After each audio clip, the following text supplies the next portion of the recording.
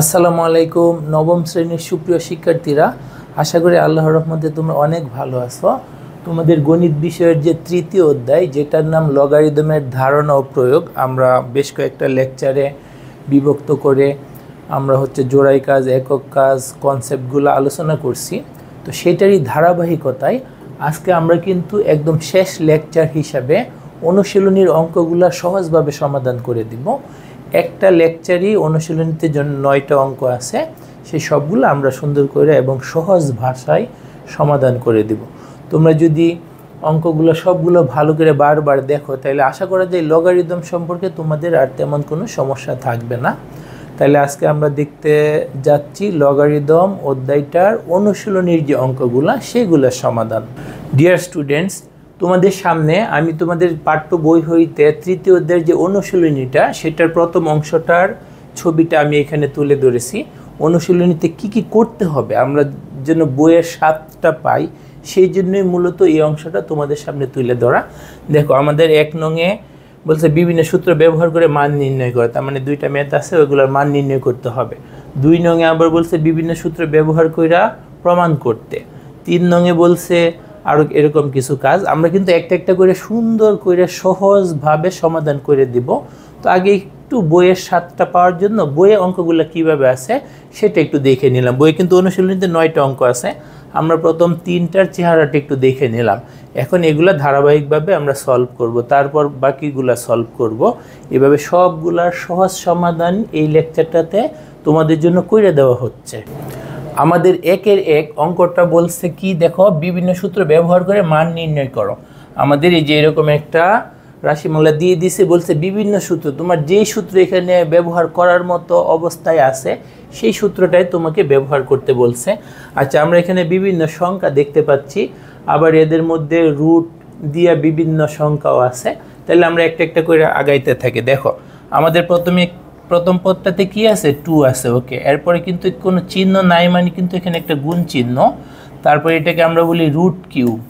Root cube ভিতরে আছে কি 343। 343 একটা বড় সংখ্যা, তাই না?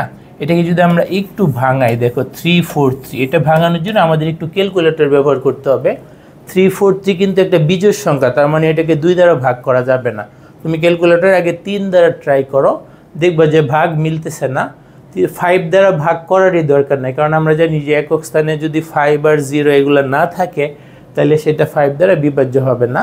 তাহলে 3 দ্বারা গেল না, 5 দ্বারা যাবে না, এরপরে 7 দ্বারা আমরা ট্রাই করি। তোমরা যদি 7 দ্বারা ট্রাই করো, উত্তর পাবা কিন্তু 49। তার মানে 343কে আমরা কি লিখতে পারতেছি, 7 × 49। তারপরে দেখো 49কে আমরা কি লিখতে পারি, আমরা তো নামতার দিকে জানি 49 মানে 7 × 7। তার মানে ফাইনালি কি দাঁড়াচ্ছে, 7 কিউব। 343, এটাকে আমরা কি লিখতে পারবো, এটাকে আমরা লিখতে পারবো এই যে রুট কিউবের ভিতরে যে সংখ্যাটা 343, এটাকে আমরা 7 কিউব লিখতে পারি। তারপর আমরা দ্বিতীয় পদে গেলাম, 2 × এখানে কিন্তু √5 আছে, ভিতরে আছে 243। 243কে আমরা 3 দ্বারা ভাগ করব ক্যালকুলেটর দ্বারা। 3 দ্বারা যদি ভাগ করো, এটা মুখে মুখে কিন্তু পারা যায়, সেটা তোমার দক্ষতার উপর নির্ভর করবে। বেশি বেশি প্র্যাকটিস করলে দক্ষতা কিন্তু বাইরে যাবে। তোমরা যদি 3 দ্বারা ভাগ করো, এখানে যাবে 8 বার আর এখানে যাবে 1 বার, 81 × 3। এখন 81 তো আমাদের পরিচিত, আমরা তো জানি 81 মানে কি 9 × 9, তাই না? সাথে একটা 3 আছে। 9 মানে কি 3 × 3, আবার 9 মানে আবার 3 × 3, পরে শেষে আছে আরেকটা 3। তাহলে টোটাল আমাদের কয়টা 3 হইল, 5টা। তাইলে 243 হচ্ছে 5টা 3-র গুণফল। এই জন্য এটাকে আমরা একবারে যদি লিখতে চাই সূচকের মাধ্যমে 3⁵ লিখতে পারবো। তার মানে এখানে রুটের ভিতরে যেটা আছে এটাকে আমরা 3⁵ লিখতে পারবো। পরে মাইনাস, দেখো তো বাইরের সংখ্যাটা কত, সেটা কিন্তু আমাদের 12। তারপরে গুণ, এখানে √6-এর ভিতরে আছে কি 64। 64 তো একটা জোড় সংখ্যা, তাই না? 64কে কিন্তু আমরা 2 দ্বারা ভাগ করতে পারবো। যদি 2 দ্বারা ভাগ করো, তাহলে এটা কিন্তু যাবে 32 বার। প্রয়োজনে তুমি ক্যালকুলেটর ব্যবহার করতে পারো, এটা কিন্তু মুখে মুখে করে ফেলা যায়। 6কে 2 দ্বারা ভাগ করলে 3, 4কে 2 দ্বারা ভাগ করলে 2। এখন দেখো তো 32 তো আমাদের পরিচিত, আমরা জানি 4 × 8 = 32, তাই না? 4 × 8। তারপর 4কে কি লিখতে পারি, 2 × 2। 8কে কি লিখতে পারি, 2 × 2 করলে 4 আর একটা 2। তার মানে 64কে আমরা 6টা 2 এর গুণফল আকারে লিখতে পারছি। তার মানে 64 হবে 2 টু দি পাওয়ার 6। তাইলে এখানে যে আমাদের √6 এর ভিতরে 64 আছে, এটাকে আমরা কি লিখতে পারতেছি? 2 টু দি পাওয়ার 6। আমরা যদি রাশিটার মান নির্ণয় আরও আগে যাই, তাইলে দেখো এখানে আমাদের তো 2 আছে, তারপর গুণ চিহ্ন। এই যে এই ধরনের আমাদের কিন্তু একটা সূত্র আছে সূচকের, তাই না? আমরা কিন্তু জানি √n ভিতরে x আছে, তাহলে এটাকে আমরা কি লিখতে পারি? x two the power 1/n, তাই না? তাহলে এই জায়গায় দেখো আমাদের কিন্তু এখানে √³ আছে, তার মানে রুটের ভিতরে যেইটা, রুটের ভিতরেরটার হোল পাওয়ার হবে 1/3 গেল প্রথম পদ। দ্বিতীয় পদে কি হবে? রুটের ভিতরে কি আছে? রুটের ভিতরে আছে 3 টু দি পাওয়ার 5, ভিতরেরটা আমরা লিখলাম। পরে এখানে কিন্তু √5 √n থাকলে হোল পাওয়ার 1/n, √7 থাকলে হোল পাওয়ার 1/7, √5 আছে, তাহলে আমাদের হবে হোল পাওয়ার 1/5 মাইনাস তৃতীয় পদের বাইরে আছে 12, বাইরে 12 লিখলাম, ভিতরে আছে কি 2 টু দি পাওয়ার 6। তাহলে যদি ভিতরে 2 টু দি পাওয়ার 6কে তুমি ব্র্যাকেটের ভিতরে লিখো, ওর আছে এখানে কিন্তু √6 মানে কি হোল পাওয়ার 1/6। ওকে গেল। তারপর দেখো আমরা কিন্তু এই যে এই ধরনের একটা সূত্র জানি, সেটা সূচকের সূত্র আমাদের কিন্তু লেকচার 1, 2, 3-তে এগুলো নিয়ে বিস্তারিত আলোচনা করা আছে।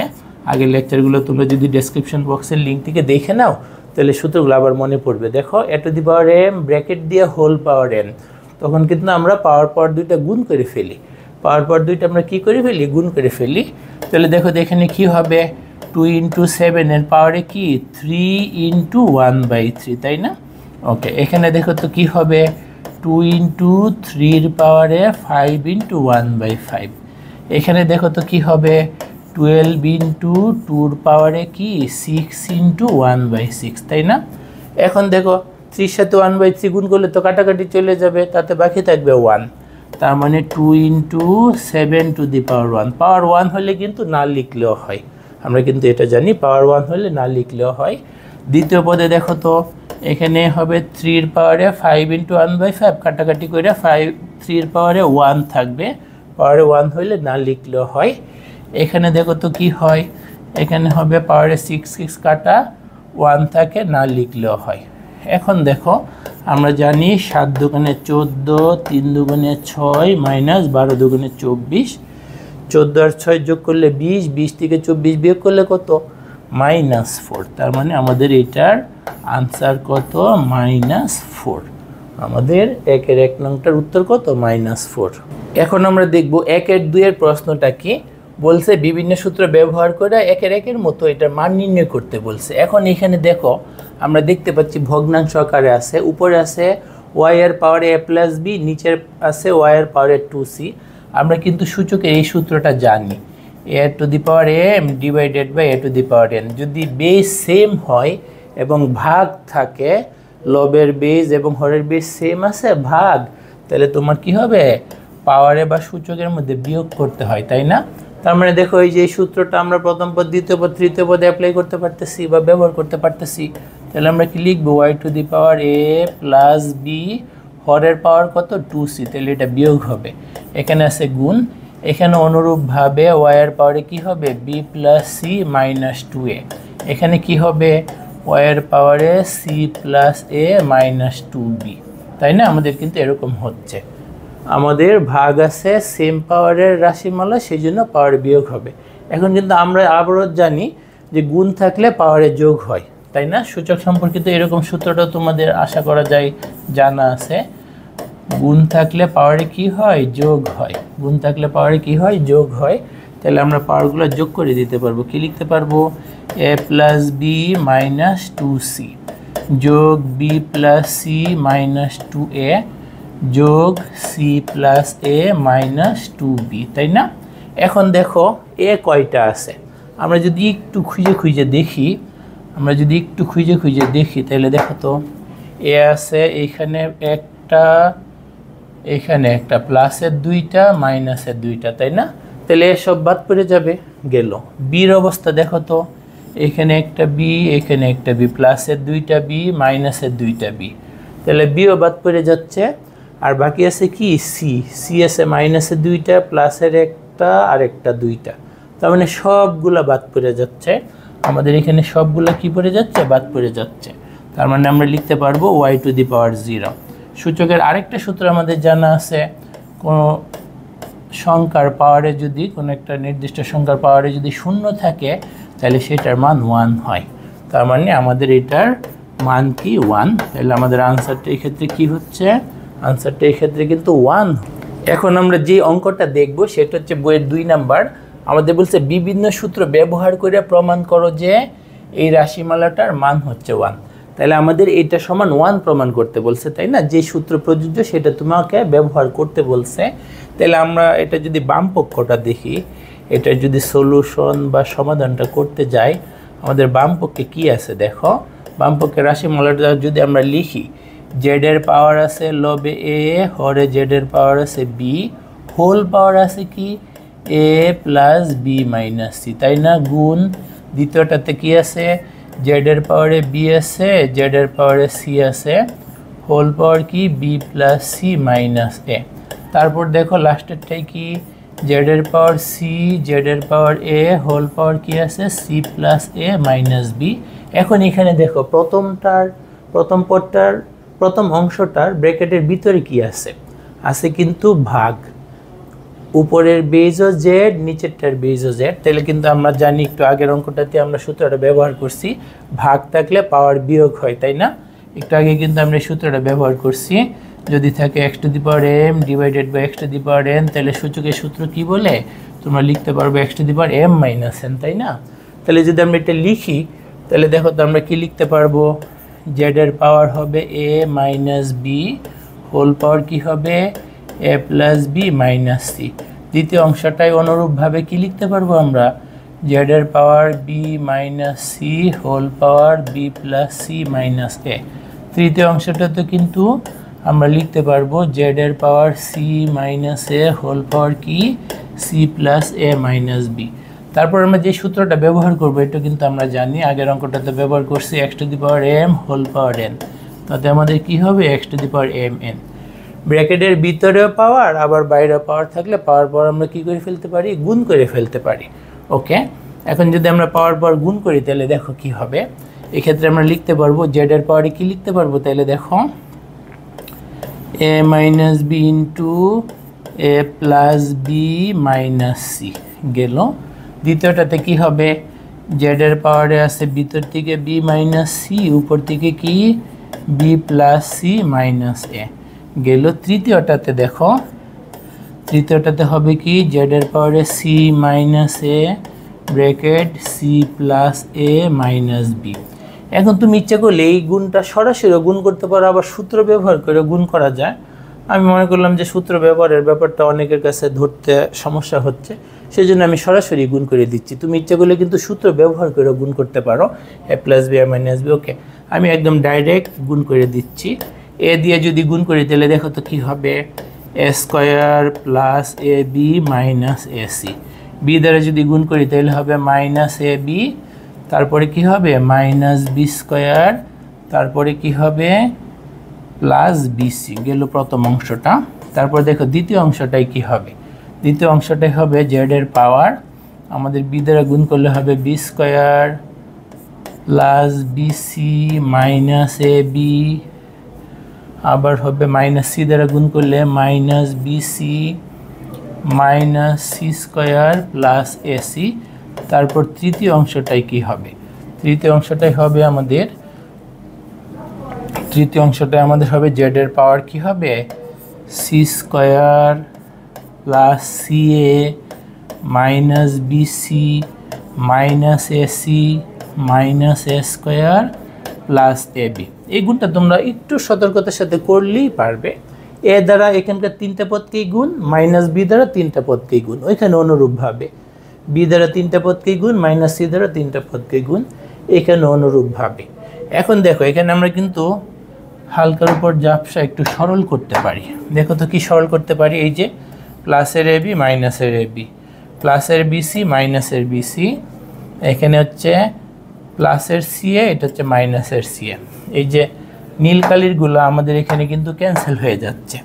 তারপর কি কি বাকি থাকে দেখো, আমাদের বাকি থাকে কিন্তু জেড টু দি পাওয়ার কি A square minus AC minus B square plus BC গেল। দ্বিতীয় অংশটাতে কি জেডের power B square minus A B minus C square plus AC.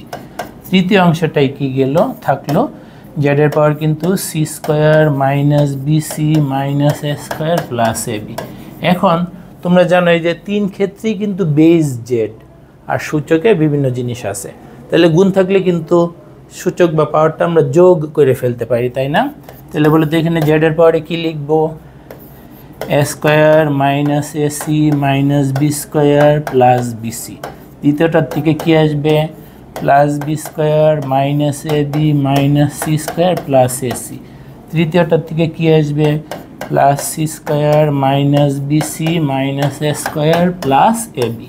এরকম আমাদের আসলো। এখন দেখো আমরা কিন্তু এখানে সরল করতে পারি। আমি যদি একটু সরলটা দেখাই দিচ্ছি কোনটার সাথে কোনটা বাদ যাচ্ছে। দেখো আমাদের কিন্তু এই যে প্লাসের আছে স্কোয়ার মাইনাসের আছে স্কোয়ার, স্কোয়ার বাদ।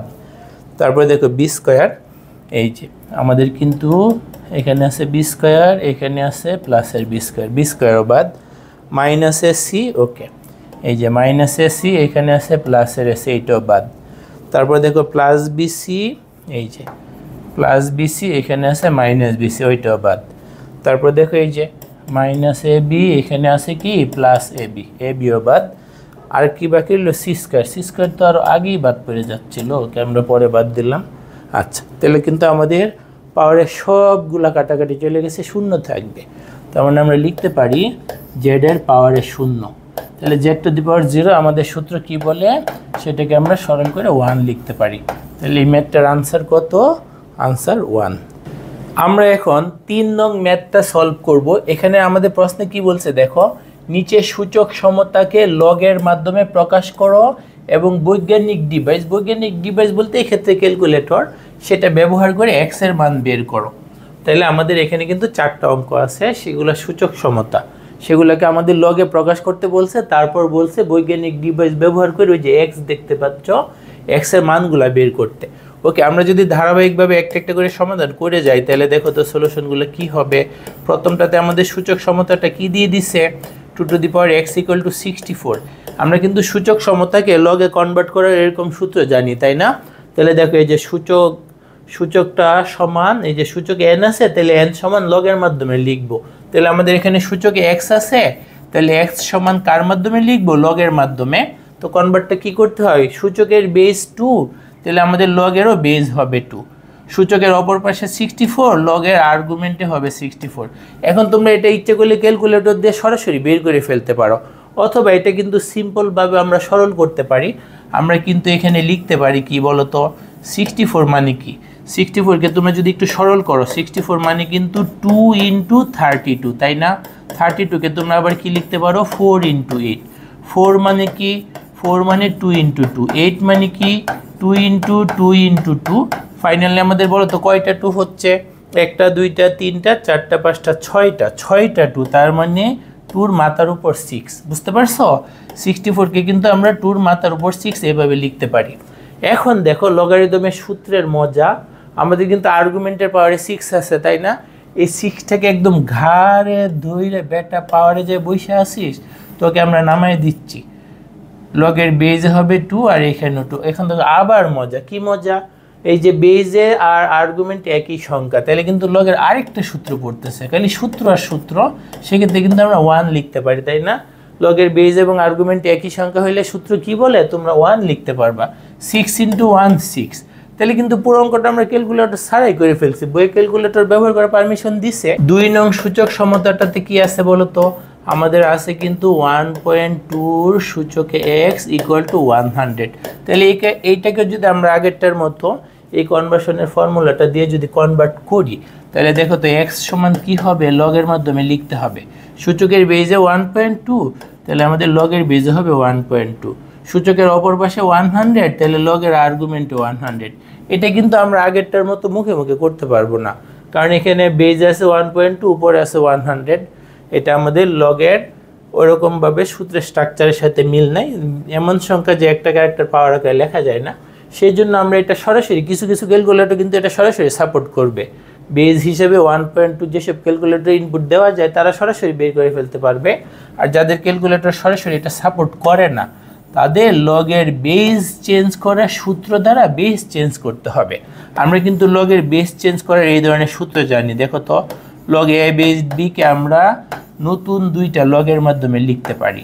নতুন দুইটা লগের মাধ্যমে লিখার নিয়ম কি, এখানে আর্গুমেন্টে আছে বি, তুমি এখানে লিখে ফেলবা বি, এখানে বেজে আছে এ, নিচেরটার এখানে লিখে ফেলবা। এখন তোমার নতুন বেজ এমন নিতে হবে যেটা সুবিধাজনক। সবচেয়ে বেশি ব্যবহার হয় বেজ হিসেবে 10, তাহলে আমরা বেজ হিসেবে কি লিখে ফেলবো 10। তাহলে এই যে সূত্রটা বেজ কনভার্টে, সেই সূত্রটা দিয়ে আমরা বেজ এখানে কনভার্ট করব। নতুন বেজ 10 নিচেও দিলাম উপরেও দিলাম। এখানে বেজে আছে 1.2, নিচেরটার আর্গুমেন্টে যাবে 1.2, উপরে মানে আর্গুমেন্টে আছে 100, তাহলে উপরেরটার আর্গুমেন্টে হবে 100। এখন কিন্তু যে কোনো ক্যালকুলেটর এটা সাপোর্ট করবে। আমার কাছে যে ক্যালকুলেটর আছে সেটা ব্যবহার করে আমি যেই মানটা পাইলাম সেটা পাইলাম হচ্ছে 25.26, তারপরে 25 দেন 8 আছে, আমি একটু আসন্ন করে নিলাম সেই জন্য এখানে প্রায় লিখে দিব। তাহলে এইটাই কিন্তু আমাদের 3-এর 2 নংয়ের আনসার। আমরা আগে সূচক সমতাটাকে কনভার্সনের ফর্মুলা দিয়ে লগে কনভার্ট করছি, তারপর দেখতে পাচ্ছি বেজে আমাদের পরিচিত বেজ ই বা 10 এগুলা নয়, অন্য কিছু যে ক্যালকুলেটরে সাপোর্ট করে তারা সরাসরি বের করে ফেলবা। আর যাদেরটা সাপোর্ট না করে এইভাবে আবার ভাগের মাধ্যমে বেসকে কনভার্ট করে তারপর ইজিলি মানটা কিন্তু আমরা বের করে ফেলতে পারবো। 3 নং অঙ্কটায় কি বলছে দেখো। 3 নং অঙ্কটায় আমাদের যে সূচক সমতাটা দিয়ে দিছে সেটা কি, আমাদের আছে কিন্তু 7 টু দি পাওয়ার x = 5। ওকে, আগের ধারাবাহিকতায় এই সূচক সমতাটাকে যদি আমরা লগের মাধ্যমে প্রকাশ করি তাহলে সূচক সমান লগের মাধ্যমে লিখতে হবে, তাই না? তাহলে লগের বেজ কি হবে, সূচকের বেজ 7, তাহলে আমরা লগের বেজও লিখব 7, সূচকের অপর পাশে 5, লগের আর্গুমেন্ট হবে 5। এখন এই যে লগের মানটা এটাকেও কিন্তু আমরা সরাসরি সব ক্যালকুলেটর দিয়ে বের করতে পারবো না, কারণ কি এই যে বেজে কিন্তু আমাদের ই অথবা 10 এগুলার কিছু নাই, অন্য আছে। তাহলে আমরা আগেরটার মতোই বেজ চেঞ্জ করে ফেলবো, 2টা লগ লিখবো, তাই না?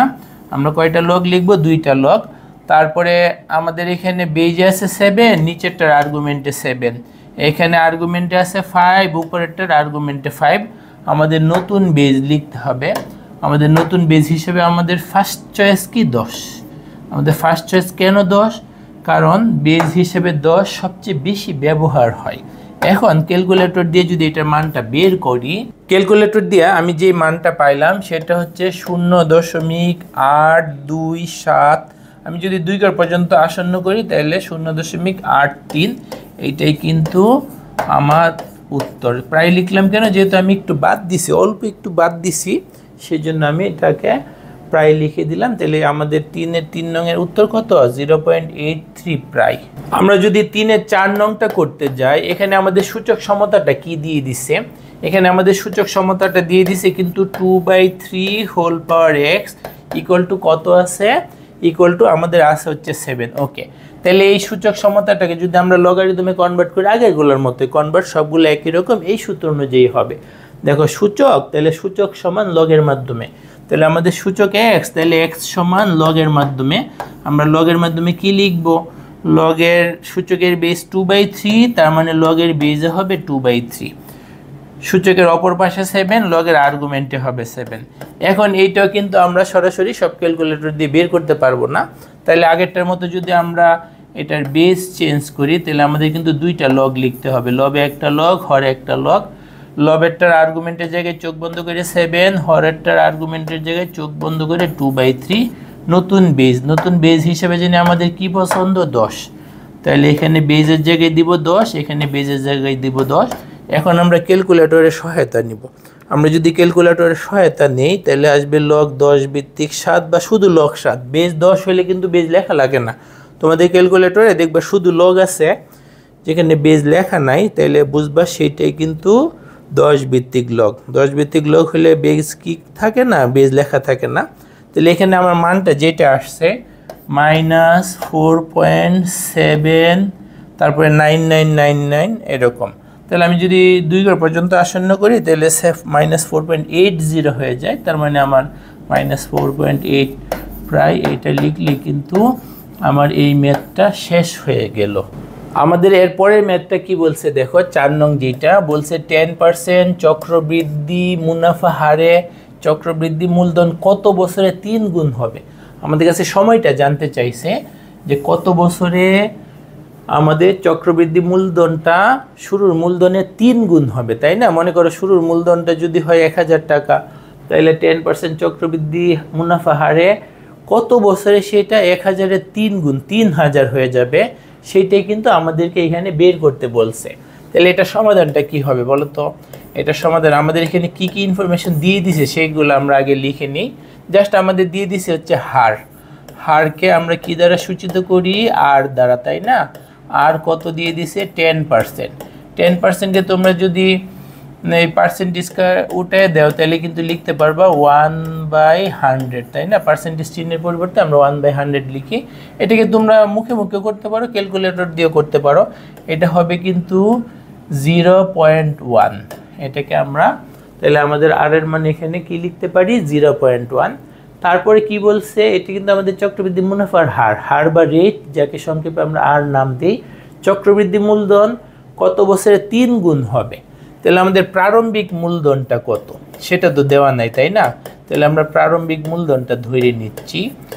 ধরি প্রারম্ভিক মূলধন সমান আমরা পি নাম দিলাম, ওকে। তাইলে আমাদের দেখো তো চক্রবৃদ্ধি মূলধনটা কত হবে।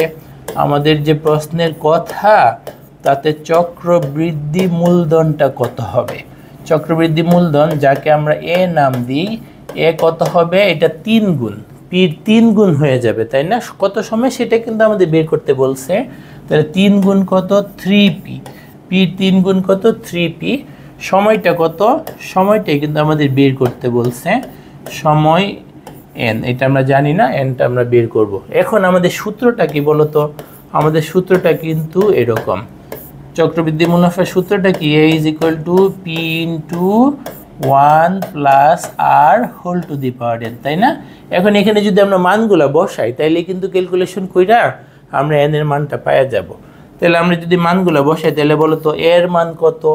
এ কিন্তু প্রারম্ভিক মূলধনের 3 গুণ 3p। এর পরিবর্তে আমাদের লিখতে হবে 3p। ডান পাশে আছে কি? শুধু p, ব্র্যাকেটের ভিতরে 1 + r এর মান। r এর মান কত? 0.1।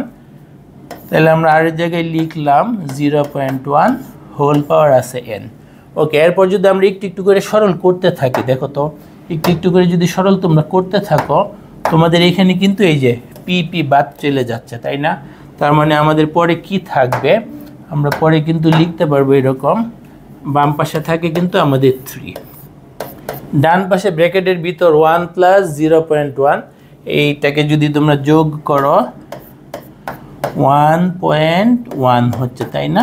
এটার পাওয়ারে কত? n, ওকে। এটা কিন্তু একটা সূচক সমতা, তাই না? আমাদের এই যে সূচক সমতার যে অজানা সূচক সেটা পাওয়ার জন্য কিন্তু লগারিদমে কনভার্ট করে নিতে হবে। এটাকে আমাদের কিসে কনভার্ট করে নিতে হবে? লগারিদমে, ওকে। এটাকে যদি আমরা লগারিদমে কনভার্ট করি তাহলে দেখো কি হবে।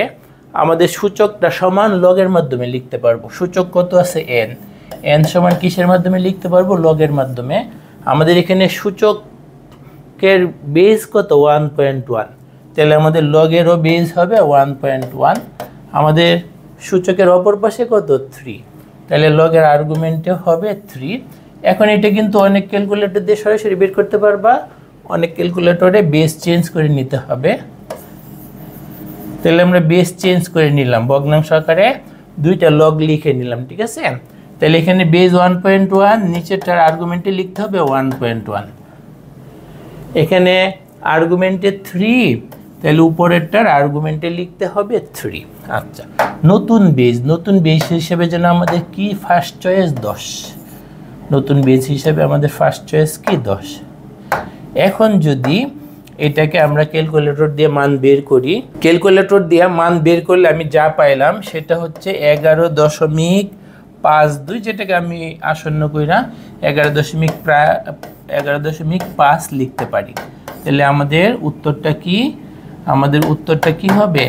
আমাদের উত্তরটা হবে বা আনসারটা হবে কি? প্রায় 11.5 বছরে, তাই না? প্রায় 11.5 বছরে আমাদের কি হবে? ওই যে আমাদের চক্রবৃদ্ধি মূলধনটা শুরুর মূলধনের 3 গুণ হবে। আমরা এখন অনুশীলনীর 5 নম্বর অঙ্কটা সমাধান করব। 5 নম্বর অঙ্কটার প্রশ্নটা আগে একটু ভালো করে পড়ে নাও। বলছে করোনা ভাইরাসের নাম তোমরা সবাই জানো। হ্যাঁ, আমরা সবাই জানি, শুনছি অনেক ভালো করেই। এই ভাইরাস দ্রুত ছড়ায়, ভাইরাস ব্যাকটেরিয়া এগুলো কিন্তু দ্রুত ছড়ায়। তো যদি করোনা ভাইরাস একজনের থেকে প্রতিদিন 3 জনে ছড়ায়, একজন থেকে প্রতিদিন 3 জনের আরও নতুন করে ছড়াবে, একজন থেকে প্রতিদিন 3 জন, একজন থেকে প্রতিদিন 3 জন, এইভাবে যদি ছড়ায় তাহলে একজন থেকে শুরু করে এক মাস মানে 30 দিনে মোট কতজন করোনা ভাইরাসে আক্রান্ত হবে। আরেকটা অংশ আছে, সেটা আমরা পরে দেখব। তাহলে আমাদের দেখতে হবে 1 মাসে একজন থেকে কতজনের মধ্যে করোনা ভাইরাস আক্রান্ত হচ্ছে। তো সেক্ষেত্রে আমাদের বলছে কি হারে এটা বাড়তেছে, একজন থেকে প্রতিদিন 3 জনের মধ্যে ছড়ায়। তাহলে দেখো এটা আমাদের এক্ষেত্রে কিন্তু আমাদের চক্রবৃদ্ধি মুনাফার সূত্রটা প্রয়োগ হবে, কারণ একজন থেকে 3 জনে ছড়াচ্ছে, একজন থেকে 3 জন, পরে দেখবে আবার ওদের থেকে আবার প্রত্যেকে আবার নতুন করে 3 জনের মধ্যে ছড়ায় দিচ্ছে। তাহলে আমাদের এই ক্ষেত্রে দেখো আমাদের হচ্ছে প্রারম্ভিক আক্রান্ত কতজন। আমাদের কিন্তু চক্রবৃদ্ধি মুনাফার সূত্রটা কি? চক্রবৃদ্ধি মুনাফার সূত্র হচ্ছে A = P × 1 + R whole power n, তাই না? এ দিয়ে বোঝাচ্ছে বৃদ্ধিপ্রাপ্ত মূলধন। এক্ষেত্রে বৃদ্ধিপ্রাপ্ত বলতে কতজনের মধ্যে আক্রান্ত হবে 1 মাসে, কিন্তু এই ক্ষেত্রে আমাদের বের করতে হবে। পি দ্বারা বোঝা হচ্ছে প্রারম্ভিক মূলধন, মানে শুরুতে কতজন আক্রান্ত ছিল। আমাদের শুরুতে তো 1 জন আক্রান্ত ছিল, তাই না? 1 জন থেকে কতজনে ছড়ায় সেটাই তো বের করতে বলছে। 1 তো 1 আর মানে কি হারে এখানে 1 জন থেকে 3 জনের মধ্যে ছড়ায় যাচ্ছে, তার মানে 3 গুণ হয়ে যাচ্ছে, তাই না? আর এর মান হবে আমাদের 3। আর কি এন দ্বারা বোঝায় সময় এখানে কত? 1 মাস। তাহলে কি তথ্য তোমার দিয়ে দিচ্ছে সেটা তুমি আগে একটু নোট করে নাও। আমাদের দিয়ে দিচ্ছে প্রারম্ভিক আক্রান্ত, যেটাকে আমরা কি নাম দিই? পি নাম দিই। পির মান কত বলো তো? পির মান কিন্তু 1, একজন, তাই না? গেল এটা প্রথম তথ্য। দ্বিতীয় তথ্য কি? আর দ্বারা বোঝায় কি হারে। তাইলে হারটা কি হারে আক্রান্ত হচ্ছে? একজন থেকে 3 জন, 3 গুণ, তাইলে আর এর মান হবে 300%। তাহলে আমরা আর এর মান কি লিখবো? 3। আর এর মান কি? 3। কেন? একজন থেকে 3 জনের মধ্যে ছড়া যাচ্ছে, একজন থেকে 3 জনের মধ্যে ছড়া যাচ্ছে। এন দ্বারা কি বোঝায়? সময়টাকে কি নাম দেওয়া হয়? এন এর মান কত? এন এর মান হচ্ছে 1 মাস। আমরা তো জানি 1 মাস সমান 30 দিন, তাই না? সেই জন্য আমাদের এখানে 1 মাস সমান 30 দিন বসাইলাম। তাহলে এখন আমরা দেখি 1 মাস শেষে কতজন আক্রান্ত। তাহলে আমাদের দেখো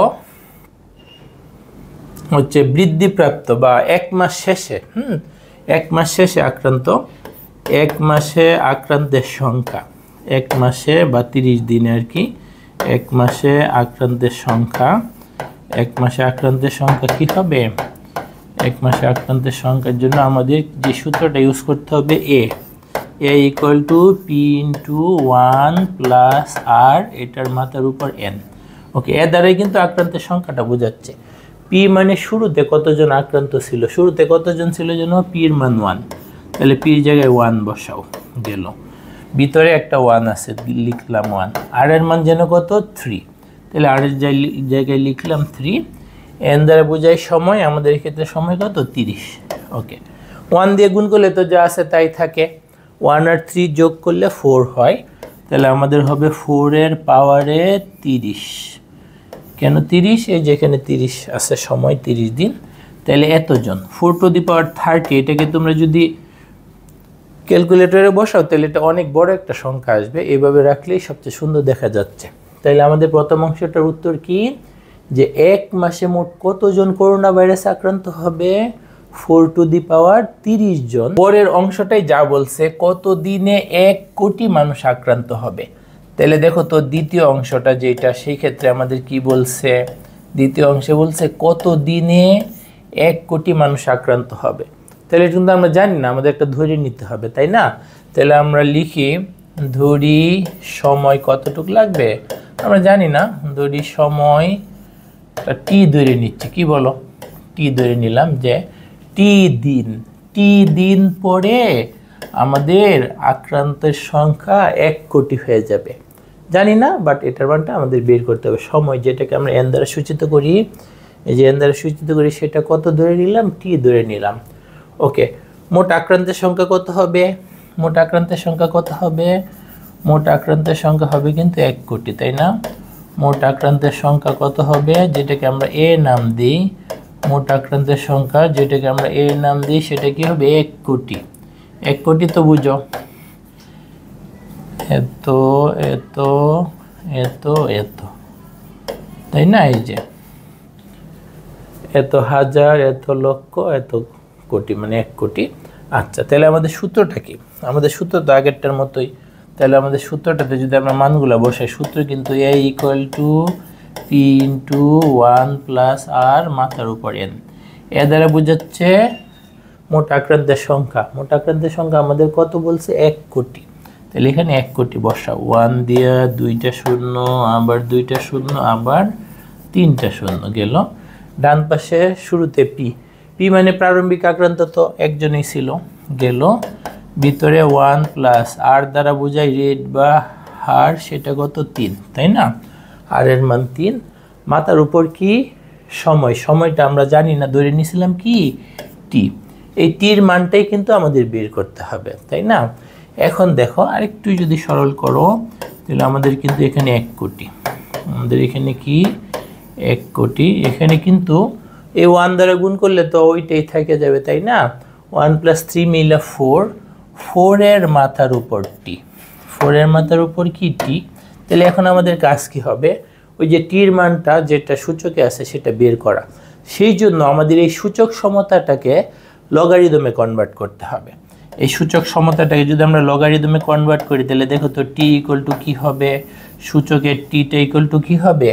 সূচকের বেস কত বলো তো? 4। সূচকের বেস কত? 4। সেটাকে আমাদের কোথায় লিখতে হবে? লগের বেসে। সূচকের অপর পাশে কত? 1 কোটি, তাই না? তাহলে আমাদের এখানে আর্গুমেন্টে যাবে কত? 1 কোটি। 1 দিয়ে 2টা শূন্য, আবার 2টা শূন্য, পরে 3টা শূন্য। এখন আগেরগুলোর মতোই অনেক ক্যালকুলেটরে এটা সরাসরি বের করে ফেলতে পারবা, আবার কিছু কিছু ক্যালকুলেটরে বেস তো 10 এবং এর বাইরে দেওয়া যায় না, তাই না? সেই জন্য আমাদেরকে কি করতে হবে? ভাগের মাধ্যমে বেস চেঞ্জ করে নিতে হবে। ওকে, আমরা যদি ভাগের মাধ্যমে বেস চেঞ্জ করে নিই, তাহলে আমাদের কিন্তু কি করতে হবে? 2টা লগ লিখতে হবে। উপরে একটা লগ, নিচে একটা লগ। উপরে লগের সাথে কি লিখে ফেলবো আমরা? 1 কোটি। 2টা শূন্য, 2টা শূন্য, 3টা শূন্য। নিচের লগের সাথে কি লিখবো? 4, তাই না? তাহলে নতুন বেজ হবে কত বলো তো? নতুন বেজ হিসাবে কিন্তু আমাদের পছন্দ 10। নতুন বেজ হিসাবে আমাদের পছন্দ কি? 10। নতুন বেজ হিসাবে আমাদের পছন্দ কি? 10। এখন যদি ক্যালকুলেটর ব্যবহার করে আমরা এই মানটা বের করি, তাহলে দেখি কি আসে। আমাদের ক্যালকুলেটরে যে মানটা আসছে সেটা হচ্ছে 11.6267 এরকম আসে, যেটাকে কিন্তু আমরা প্রায় 12 দিন বলতে পারি, তাই না? ইকুয়ালটা আমরা কি বলে ফেলতে পারি? 12 দিন প্রায়। তাইলে এইটাই কিন্তু আমাদের কি হবে? এটাই কিন্তু হবে আমাদের অঙ্কটার আনসার, যে প্রায় 12 দিন পরে 1 কোটি মানুষ করোনা ভাইরাসে আক্রান্ত হয়ে যাবে, যদি এই সিস্টেমে আক্রান্তের সংখ্যা বৃদ্ধি পাইতে থাকে। একজন টিকা প্রতিদিন আরও 3 জনে যদি ছড়ায়, তাহলে আমাদের 1 কোটি মানুষ আক্রান্ত হইতে কত সময় লাগবে? প্রায় 12 দিন। আমরা এখন অনুশীলনীর 6 নং প্রশ্নটা দেখি। এখানে আমাদের বলছে সেতুর চাচার 3 বিঘা জমি আছে। সেতুর চাচার মোট জমির পরিমাণ কত? 3 বিঘা। তিনি তার জমির উর্বরতা ঠিক রাখার জন্য প্রতি বছর 30 কেজি জৈব সার প্রয়োগ করেন। জমিতে ফসল ফলাইলে ওটার উর্বরতা শক্তি স্বাভাবিকভাবে হ্রাস পাবে, কারণ উর্বরতা শক্তি ব্যবহার করেই তো ফসলটা উৎপাদন হয়। তো এই যে উর্বরতা শক্তি যে হ্রাস পাচ্ছে, সেটা যেন ঠিক থাকে, উর্বরতা ঠিক রাখার জন্য উনি কী করেন? প্রতি বছর 30 কেজি জৈব সার প্রয়োগ করেন। আচ্ছা, গেল। তো প্রতি কেজি সারে যদি প্রতি কাঠা, ওকে, আগে বলছিল কিন্তু বিঘা, এখন আবার বলছে কাঠা। তো আমরা 2 জায়গায় 2 ধরনের একক লেখা আমরা পরে কনভার্ট করে একরকম বানিয়ে নিব, তাই না? এক জায়গায় মনে করো আছে টাকা, আরেক জায়গায় আছে পয়সা, তাহলে তো তোমার পেস লাগবে এককে।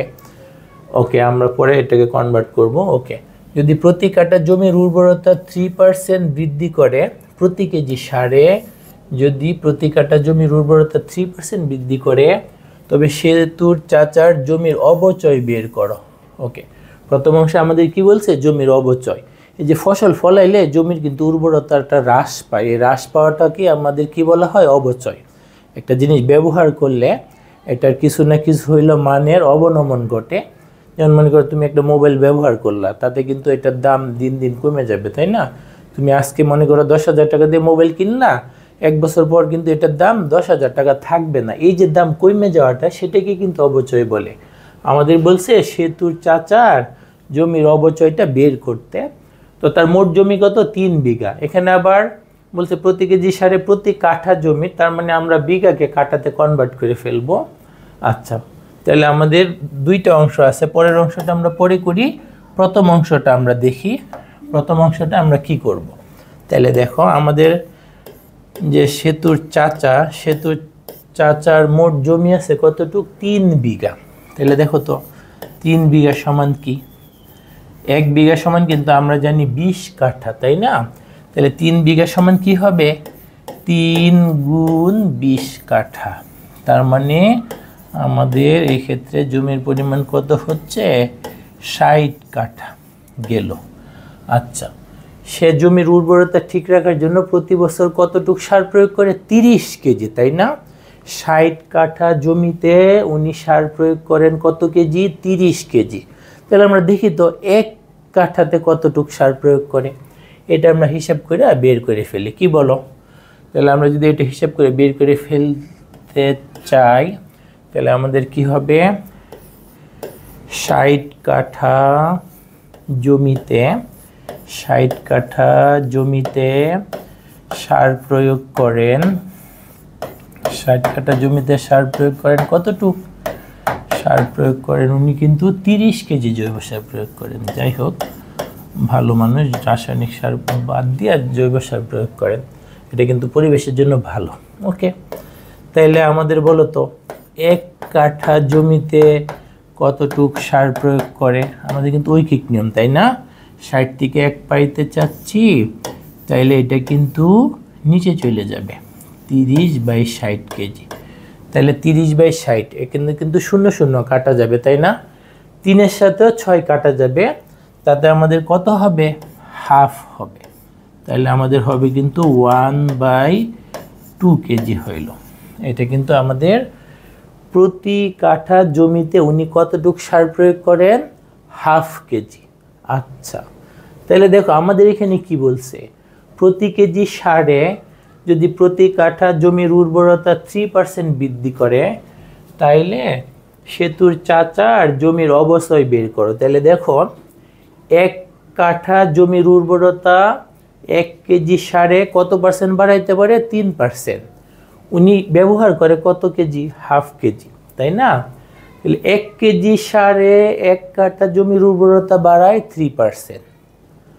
উনি ব্যবহার করে কতটুক? Half KG. তাহলে দেখি তো হাফ কেজির জন্য উর্বরতা কতটুক বাড়ে। তাহলে কিন্তু আমাদের টার্গেটের দিকে আমরা পৌঁছাইতে পারবো। উনি তো ব্যবহার করে হাফ কেজি, তাই না? তাতে তার জমির উর্বরতা কেমন বাড়ে সেটা আমরা দেখি। উর্বরতা বাড়ানোর জন্য বইয়ে যে তত্ত্বটা দিয়ে দিছে, বইয়ে কি তত্ত্বটা দিয়ে দিছে দেখো, আমাদের কি বলছে? আমাদের বলছে 1 কেজি সারে 1 কাঠা জমির উর্বরতা বৃদ্ধি পায় 3%। 1 কেজি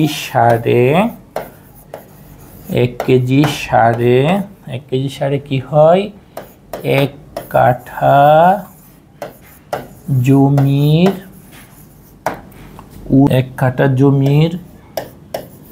উর্বরতা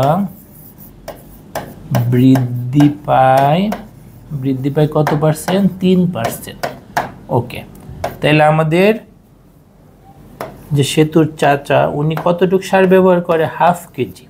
তাহলে দেখি না, হাফ কেজি সারে 1 কাঠা জমির উর্বরতা কতটুকু বৃদ্ধি পাবে? আচ্ছা, হাফ দ্বারা গুণ করতে হবে, তাই না? তাহলে আমাদের তখন কি হবে? Half into 3%। হাফ ইন্টু 3%, এটাকে যদি আমরা ক্যালকুলেটর টিপ দেবো এমনি তো 3/2 মানে কি 1.5%। তাহলে দেখো উনি কিন্তু প্রতি কাঠা জমিতে হাফ কেজি জৈব সার ব্যবহার করেন, তাই না?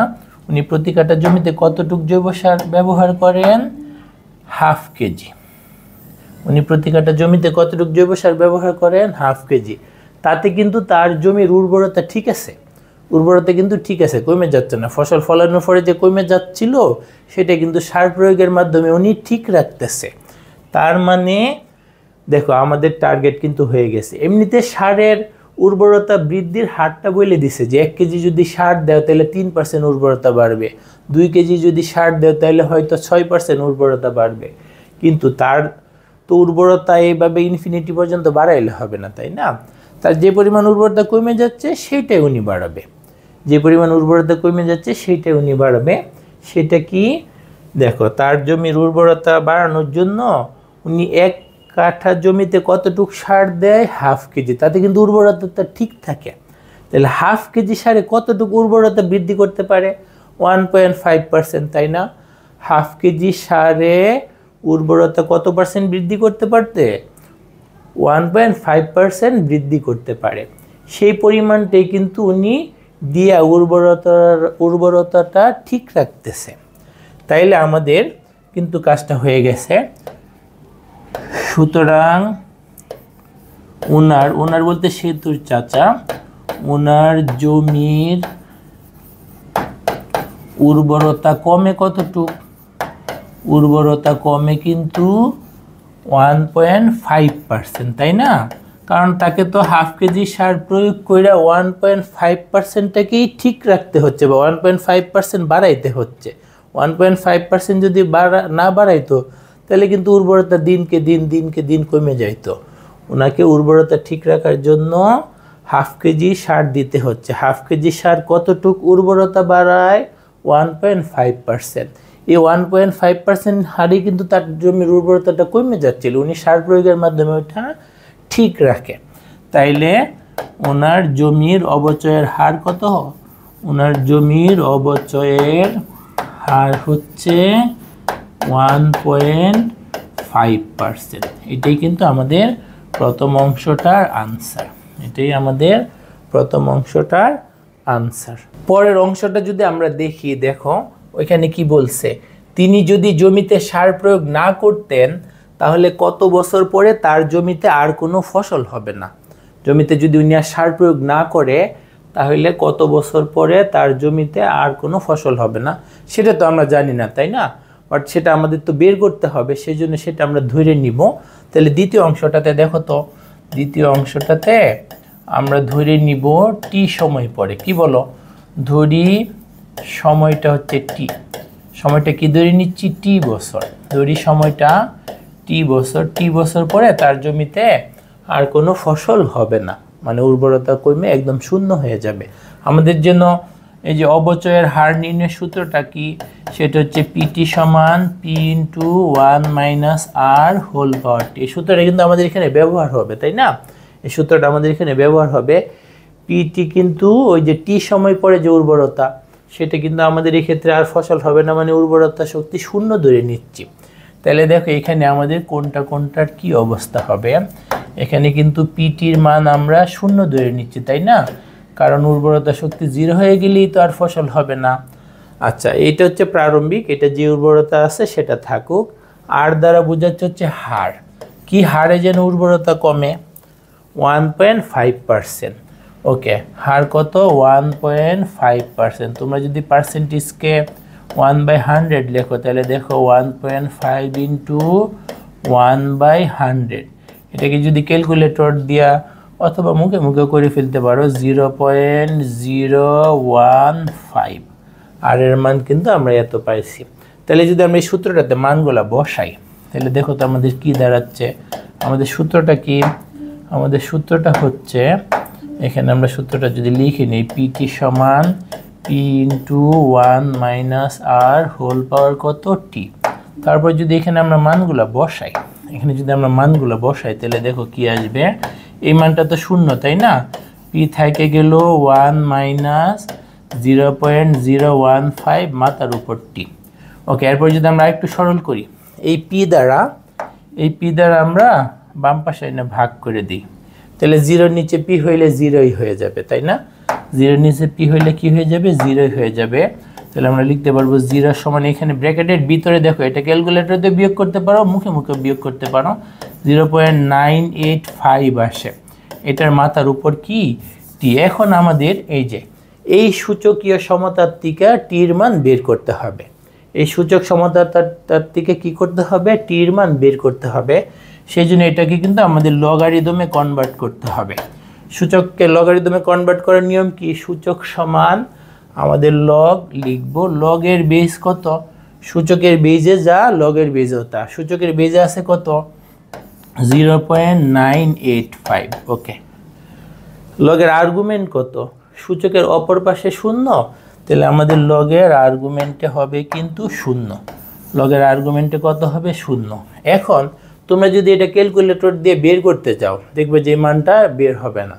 কারণ কি? লগের আর্গুমেন্টে কখনোই 0 হইতে পারে না। এই মানটা আসলে বাস্তবে নাই, মানে টির মান ওই রকম কখনোই হবে না, যার জন্য আমাদের জমির উর্বরতাটা 0 হবে। জমির উর্বরতা সবসময় কমতে থাকবে, ফসলও কম পরিমাণ উৎপাদন হবে, কিন্তু যে ফসল একদম কোনো ফসলই হবে না, জমিতে যাই রোপণ করে কোনোই লাভ হবে না, কোনো ফসল হবে না, এরকম অবস্থাটা কখনই আসবে না। তাহলে এই কথাটা আমরা কিভাবে লিখব? এখানে আমরা একটু লিখে দিই। সুতরাং টি এর বাস্তব মান সম্ভব নয়। টি এর বাস্তব মান কি নয়? সম্ভব নয়। কারণ কি? কারণ লগের আর্গুমেন্ট 0 হতে পারে না। লগের আর্গুমেন্ট কি হতে পারে না? 0 হতে পারে না। লগের আর্গুমেন্ট 0 হইতে পারে না। তার মানে সুতরাং এমন সময় কখনই আসবে না যখন তার জমিতে আর কোনো ফসল হবে না। সুতরাং এমন সময় কখনোই আসবে না যখন আর কোনো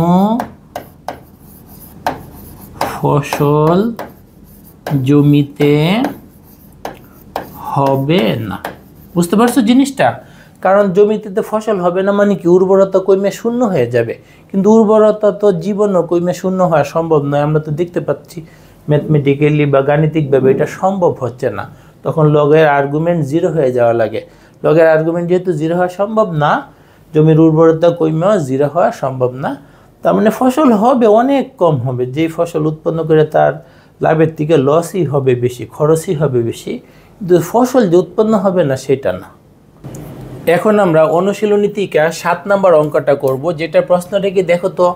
1918 সালের 8ই জুলাই মৌলভীবাজারের শ্রীমঙ্গলে যে ভয়াবহ ভূমিকম্প সংঘটিত হয়, রিক্টার স্কেলে তার মাত্রা ছিল 7.6, এবং 1997 সালের 22শে নভেম্বর চট্টগ্রামে যে ভূমিকম্প সংঘটিত হয় তার মাত্রা 6.0। তার মানে মৌলভীবাজারের শ্রীমঙ্গলে যে ভূমিকম্পটা সেটার মাত্রা কত ছিল? 7.6। আর চট্টগ্রামে যে ভূমিকম্প সেটার মাত্রা কত ছিল? 6.0। আমাদের বলছে শ্রীমঙ্গলের ভূমিকম্পটি চট্টগ্রামের ভূমিকম্পের চেয়ে কত গুণ বেশি শক্তিশালী ছিল, তাই না? দুইটা ভূমিকম্পের কথা বলছে। সেটা একটা হচ্ছে শ্রীমঙ্গলের, আরেকটা কোথায়? চট্টগ্রামের। শ্রীমঙ্গলেরটার মাত্রা কত ছিল? 7.6, আর চট্টগ্রামেরটার মাত্রা কত ছিল? 6.0। তাহলে আমাদের বলছে শ্রীমঙ্গলের ভূমিকম্পটি তো দেখতেই পাচ্ছ মাত্রা বেশি, বা তীব্রতাটা বা কত গুণ বেশি শক্তিশালী ছিল সেটা কিন্তু আমাদেরকে বের করতে হবে। আচ্ছা, তাহলে ম্যাথটা কিন্তু আমাদের অনেক সহজই হবে বলে মনে হচ্ছে। দেখি, আমাদের কিন্তু ধরে নিতে হবে। ধরি শ্রীমঙ্গলের ভূমিকম্পের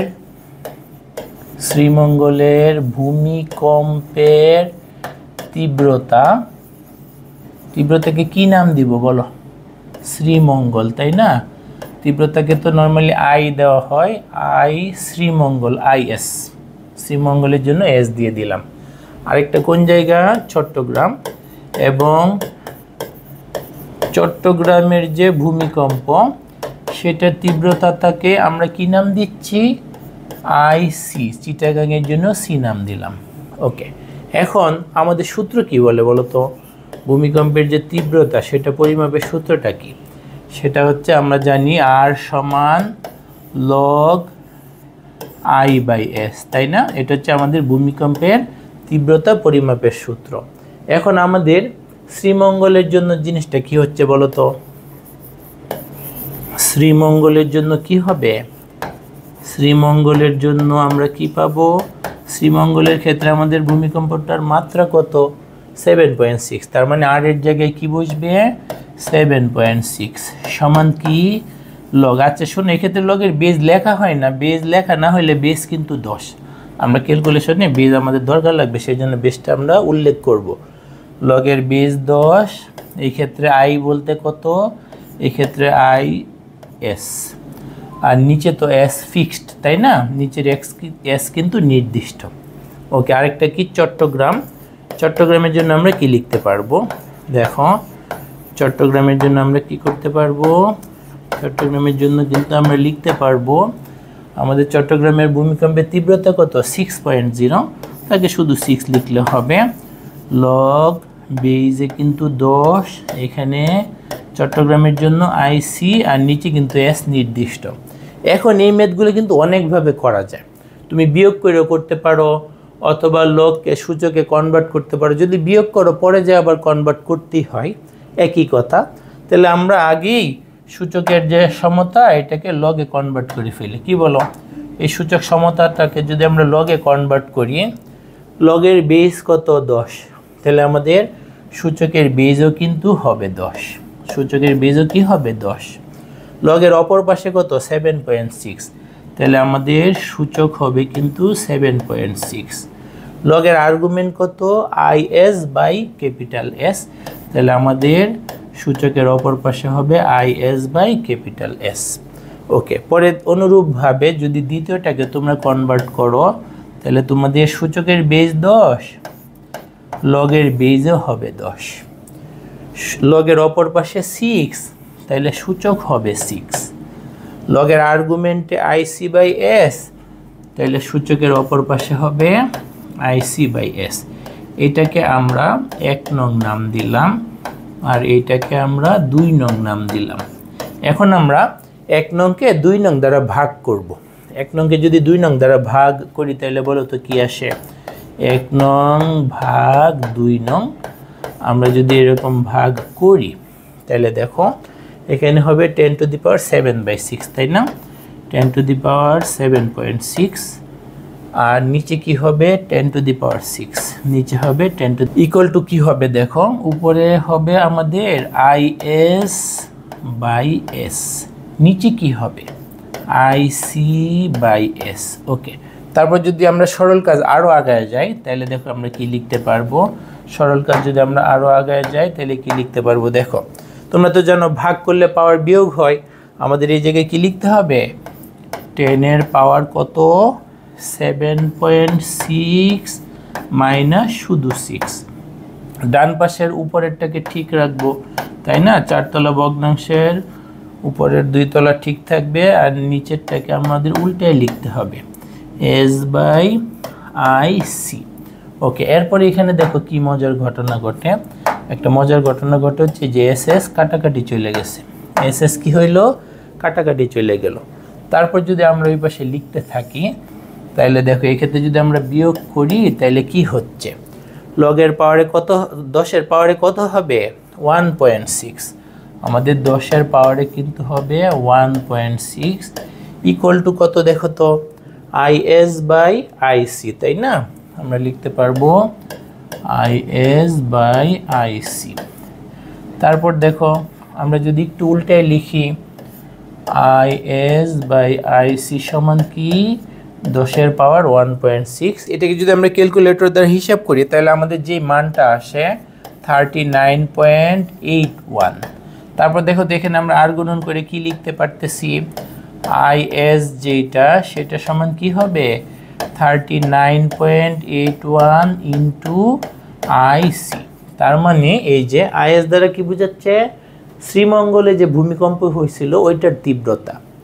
আইসি দ্বারা কি বোঝাচ্ছে, চিটাগাংয়ে যে ভূমিকম্প হয়েছিল সেটার তীব্রতা। তাহলে দেখো তো শ্রীমঙ্গলেরটা চিটাগাংয়েরটার থেকে কত গুণ বেশি শক্তিশালী ছিল, এটা হচ্ছে 39.81 গুণ, তাই না? তাইলে আনসার কি হবে, আনসার হবে কিন্তু 39.81 গুণ শক্তিশালী ছিল। অনুশীলনীর এরপরের অঙ্কটা যদি আমরা করতে যাই সেটা হচ্ছে 8 নাম্বার। এখানে দেখো কি বলছে, কোনো এক সময় জাপানে একটি ভূমিকম্প সংঘটিত হয় রিক্টার স্কেলে যার মাত্রা 8 রেকর্ড করা হয়। প্রথম যে ভূমিকম্পটা সেটার মাত্রা কত ছিল, 8। ওই একই বছরে সেখানে আরও একটি ভূমিকম্প সংঘটিত হয় যা পূর্বের ভূমিকম্পের চেয়ে 6 গুণ বেশি শক্তিশালী। তার মানে পরেরটা একটু বেশি শক্তিশালী, তাই না? একটু বেশি না, প্রায় 6 গুণ বেশি শক্তিশালী। রিক্টার স্কেলে পরবর্তী ভূমিকম্পের মাত্রা কত ছিল? পরবর্তী ভূমিকম্পের মাত্রাটা আমাদের কিন্তু বের করতে বলছে। প্রথম যে ভূমিকম্প সেটার মাত্রা কিন্তু দিয়ে দিছে 8, আর পরের ভূমিকম্পটা পূর্বের ভূমিকম্পের চেয়ে সেটা কত গুণ শক্তিশালী, 6 গুণ। তার মানে পরের ভূমিকম্পের তীব্রতাটা প্রথম ভূমিকম্পের তীব্রতার থেকে 6 গুণ বেশি। তাহলে দেখো এটা সমাধানটা কি হবে, এটা সমাধানটা যদি আমরা করি তাহলে দেখো, ধরি প্রথম দফার ভূমিকম্পের তীব্রতাকে আমরা I1 নাম দিচ্ছি প্রথমবারেরটা, এবং দ্বিতীয় দফায় যে ওই বছর হয়েছে সেই ভূমিকম্পের তীব্রতাটাকে আমরা I2 নাম দিয়ে দিচ্ছি। তাহলে দেখো তো আমরা প্রশ্নমতে কি লিখতে পারি। প্রশ্নমতে বলছে দেখো, পরের যে ভূমিকম্প হয়েছে সেটা পূর্বের ভূমিকম্পের চেয়ে 6 গুণ বেশি শক্তিশালী। তার মানে যে I2 হচ্ছে I1 এর 6 গুণ। এটা কার কথা, প্রশ্নের কথা, তাই না? পরে যে আরেকটা ভূমিকম্প সংঘটিত হয় সেটা পূর্বের ভূমিকম্পের চেয়ে 6 গুণ বেশি শক্তিশালী ছিল। আমাদের রিক্টার স্কেলে পরবর্তী ভূমিকম্পের মাত্রা কত সেটা তো আমরা জানি না, সেটা আমাদের ধরে নিতে হবে। আবার ধরি পরের ভূমিকম্পের মাত্রা, পরের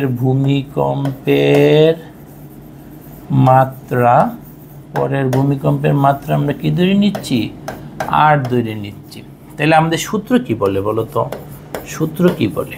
সূত্র বলে কিন্তু ভূমিকম্পের মাত্রা পরিমাপের সূত্র বলে R সমান log 10 বেসড I/S, তাই না?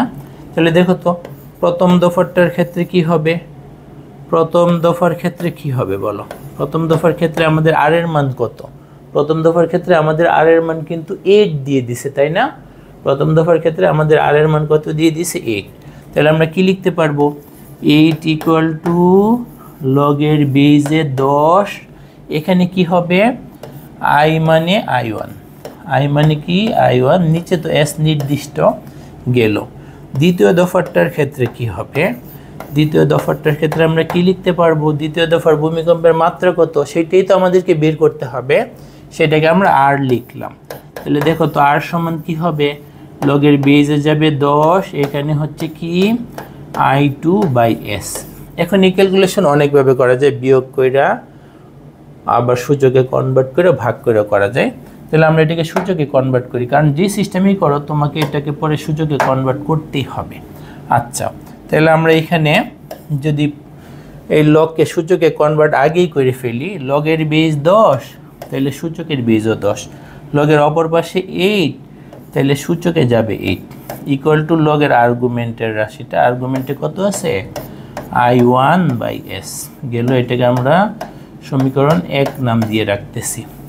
দ্বিতীয়টাকে যদি লগে কনভার্ট করো, সূচকের বেজ হবে লগের বেজ 10 সমান, লগের অপর পাশে R তাহলে সূচকে যাবে R, আর লগের আর্গুমেন্টে I2/S তাহলে এখানে লিখতে হবে I2/S।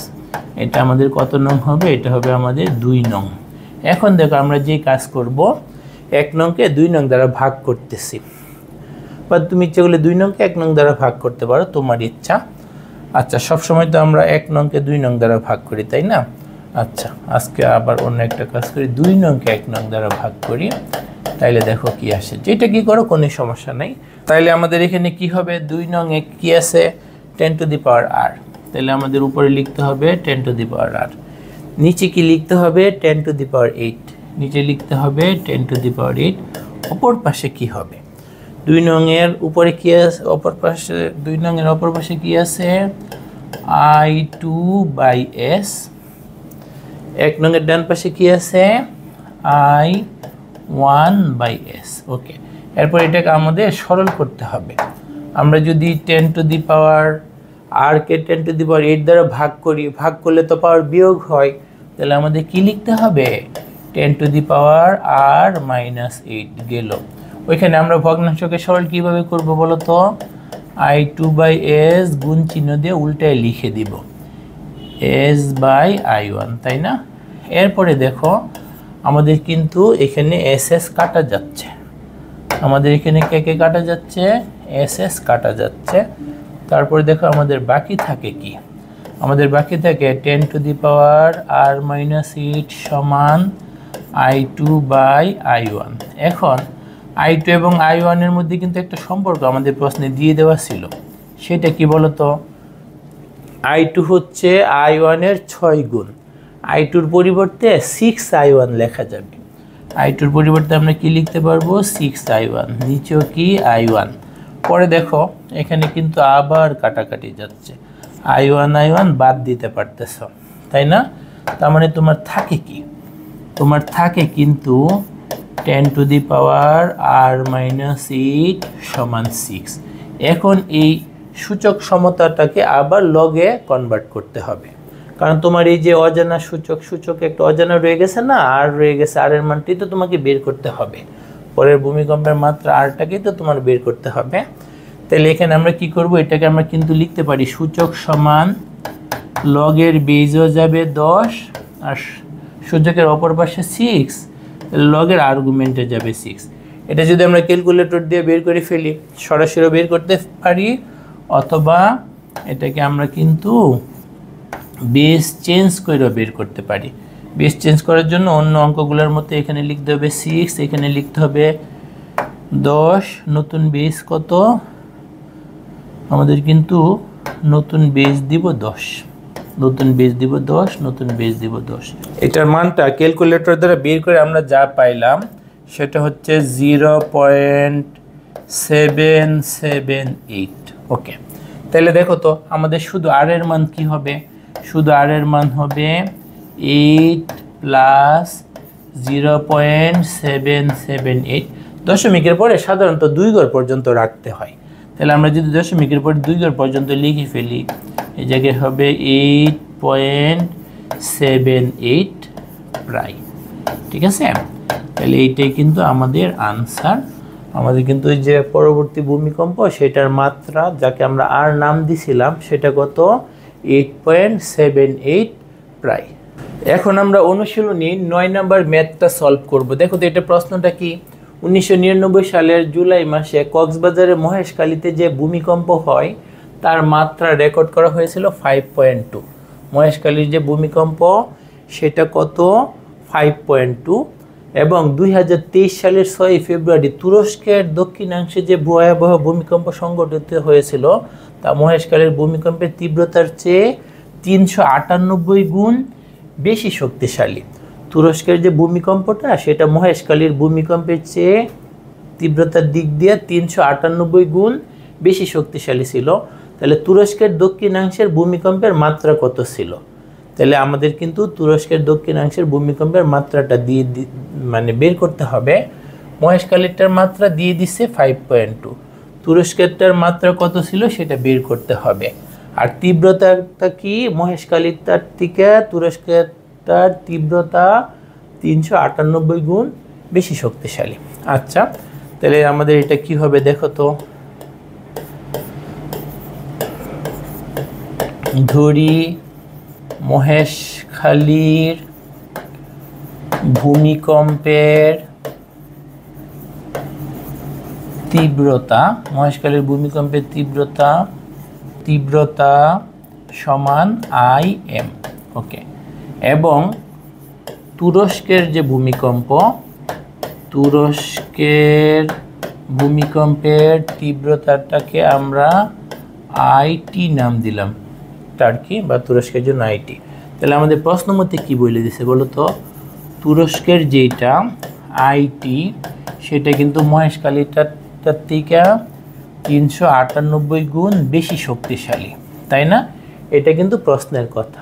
আচ্ছা, প্রশ্নে আবার কি বলে দিছে, মহেশখালী যেটা সেটার মাত্রা দিয়ে দিছে, তুরস্কের যেটা সেটার মাত্রাটা বের করতে হবে। তাহলে আমরা লিখি, ধরি তুরস্কের যে ভূমিকম্প সেটার মাত্রা আমাদেরকে বের করতে হবে। ধরি তুরস্কের ভূমিকম্পের মাত্রা সমান R ধরে নিলাম, ভূমিকম্পের মাত্রাটাকে R ধরে নিলাম। এটা আমাদের সূত্র কি বলে, ভূমিকম্পের মাত্রা পরিমাপের সূত্র কি বলো তো?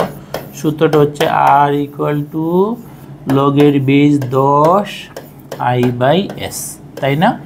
এখন মহেশখালীর ক্ষেত্রে কি হবে, মহেশখালীর ক্ষেত্রে কি হবে বলো তো? এই সূত্রটা যদি তুমি মহেশখালীর ক্ষেত্রে লিখো তাহলে তোমার কি হবে, মহেশখালীর ভূমিকম্পের মাত্রা কত, 5.2। তাহলে তোমার লিখতে হবে 5.2 = লগের বেজ 10, এখানে লিখবা মহেশখালীর তীব্রতা কত, IM, নিচে কিন্তু S নির্দিষ্ট, তাই না? আরেকটা হচ্ছে তুরস্ক, তুরস্কের ক্ষেত্রে কি হবে, তুরস্কের ক্ষেত্রে আমরা যেটা লিখতে পারবো সেটা হচ্ছে তুরস্কের মাত্রা তো আমাদের বের করতে হবে, সেজন্য মাত্রার জায়গায় RE থেকে যাবে। আর এই দিকে কী হবে, লগের বেজ 10, এখানে আমাদের কি হবে IT, নিচে S নির্দিষ্ট। এখন এগুলোকে আমরা কি করব, সূচক সম্পর্ককে লগের সম্পর্কে কনভার্ট করব। না,